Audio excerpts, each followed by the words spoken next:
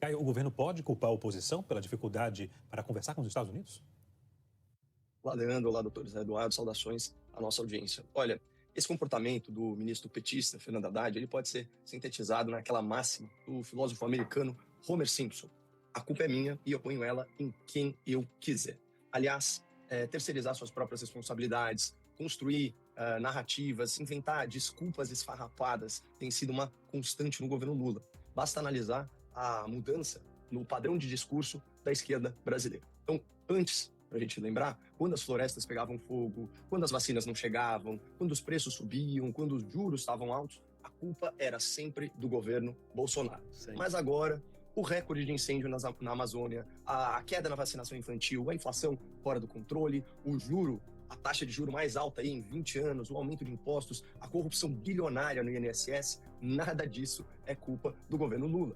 E daí a gente vê o ridículo dessa situação em debate. O ministro mais importante desse governo, responsável aí pela economia brasileira, não tem nem a capacidade, nem o prestígio para conseguir uma simples reunião com o seu equivalente nos Estados Unidos, que é o secretário do Tesouro, o Scott Bessent.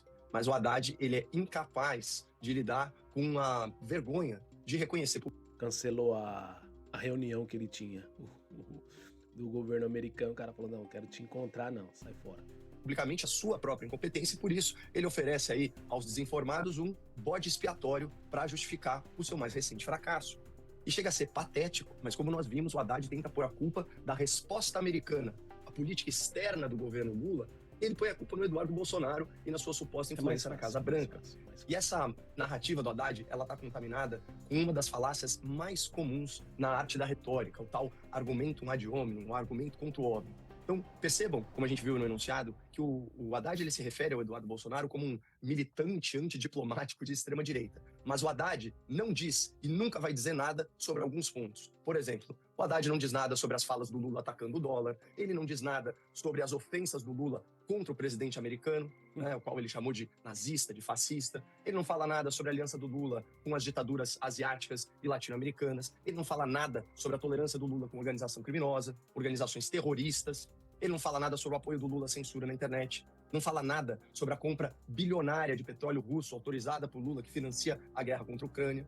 E, principalmente, não falou e não falará nada sobre a interferência do governo Joe Biden, que foi decisiva para a eleição do Lula em 2022. Jamais. Então, pessoal, em outras palavras, o Haddad ataca o mensageiro porque ele não conseguiria argumentar contra a mensagem, contra a verdade dos fatos. E convenhamos, ao contrário do que fez parecer o Dr. Zé Eduardo, o Eduardo Bolsonaro não tem nenhum poder nos Estados Unidos, exceto o poder de se expressar. Ou seja, Leandro, ele é um simples mensageiro, ele não decide nada. Então, só para fechar, vamos recapitular aqui. Quem está no governo é Lula. Quem cuida da economia é o Haddad. Quem se aliou a ditaduras foram os petistas. Quem gosta de censura na internet é a esquerda. E quem está sendo perseguido pela justiça é a direita. E é por isso que o Brasil está sendo tarifado, é por isso que autoridades estão sendo sancionadas e não adianta culpar o mensageiro.